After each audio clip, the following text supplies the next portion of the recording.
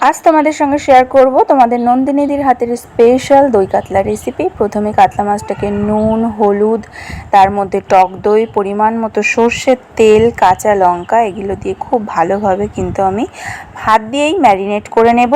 আমরা একটু লঙ্কা পরিমাণে বেশিই খাই, তাই দেখে কেউ ভয় পেয়েও যেও না, যে যার পরিমাণ মতো লঙ্কা দিতে পারো। তারপরে একটা কাঁটা চামচ দিয়ে ভালো করে মাছটাকে ঝিরিঝিরি করে ছিদ্র করে নেব, যাতে ওর ভেতরে রসালো ভাবটা খুব ভালোভাবে যায়।